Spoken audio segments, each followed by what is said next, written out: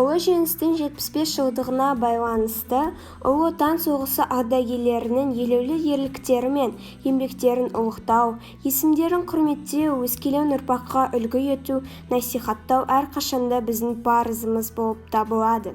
Солардың бірі Қызылорда облысы, Қармақшы ауданы, Жосалы кентінің тұрғыны болған майдангер Балқыбай Алманов. Биылға аталып өтетін 101 жылдығына орай біз де Балқыбай ата жайлы естелік жазуды жөн көрдік. Балқыбай ата 1919 жылы ауданымызға қарасты Алдашбай Ахун ауылында шаруа отбасында дүниеге келіп, кейін өсе келе аудан орталығында Киелі Қара Шаңырақ атанған номер 26 орта мектепте тәлім алып шығады. Содан соң ауылдағы шаруашылықтарда жұмысшы болып еңбек етіп, туған елінің өсіп өркендеуіне өзіндік үлесін қосып жүріп, 1939 жылы ол әскер қатарына шақырылады. Жас жауынгер Балқыбай әскери бөлімде қызмет етіп жүрген қаруластарымен бірге неміс әскеріне қарсы алғашқылардың бірі болып майданға аттанады. Мықты әскери техникалармен, қару-жарақтармен жарақтанған, өздеріне екі есе көп жау әскеріне төтеп бере алмай кейін шегінеді. Көптеген қаруластары шайқаста ерлікпен қаза табады. Сондай шайқастардың бірінде Смоленск қаласы маңындағы қанды ұрыста жауынгер Балқыбай Алманов ауыр жарақат алып, Орел қаласында, содан кейін Мәскеу және Воронеж қалаларындағы госпитальдарда емделеді.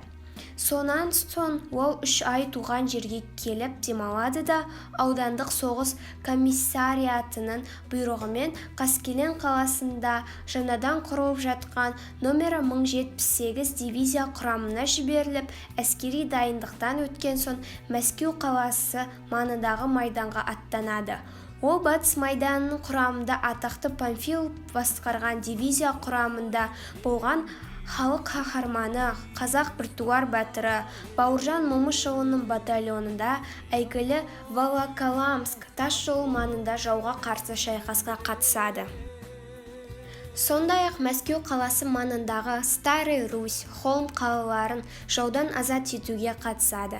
Міне, сол Холм қаласын неміс басқыншыларынан азат ету барысында батальонның саяси жетекшісі Рақымжан Килобаев штабқа шақырып алып, түсі-сұсты мұртты әскери кісімен таныстырады.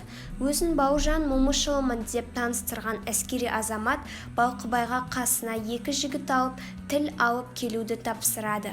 Жауынгер Балқыбай Алманов 2 жауынгермен жау тылына өтіп, неміс солдатын тұтқындап әкеледі. Осы ерлігі үшін қымбат Бауыржан Момышұлы оның арқасынан қағып, жарайсың Балқыбай деген алғысын өмірден өткенше айтып өтеді.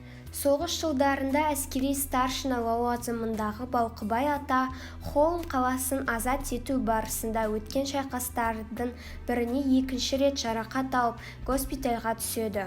Сол шайқаста ерлігі үшін медальмен марапатталады. Госпитальдан шыққан соң Горький қаласында саяси басшылардың курсын оқып, тамамдаған соң кіші лейтенант шенін алып, бірге оқыған қаруластарымен тағы да майдан шебіне аттанады. Содан Днепродзержинск қаласын азат етуге қатысады.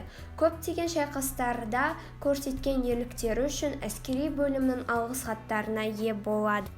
Балқыбай ата ұлы жеңісті Венгрия мемлекетінің астанасы Будапешт қаласында қарсы алады. Соғыс біткен соң Харьков қаласында әскери қызметін аяқтап, 1946 жылы туған еліне оралады.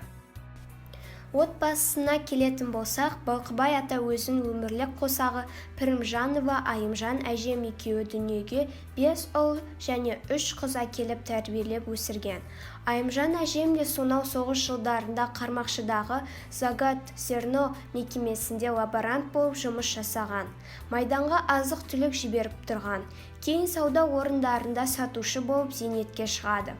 Көп балалы Айымжан әжем күміс, алтын медальдардың иегері.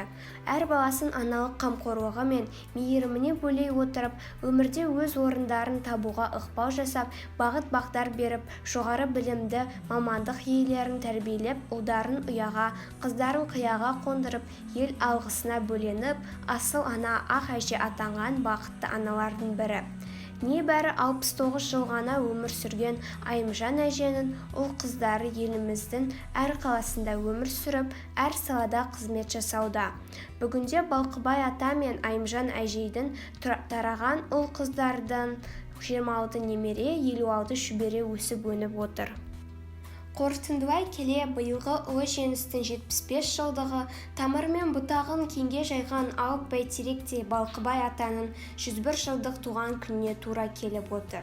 Ұлы жеңіс мейрамы құтты болып, өнегелі отбасыларыңызға береке бірлік әкелсін.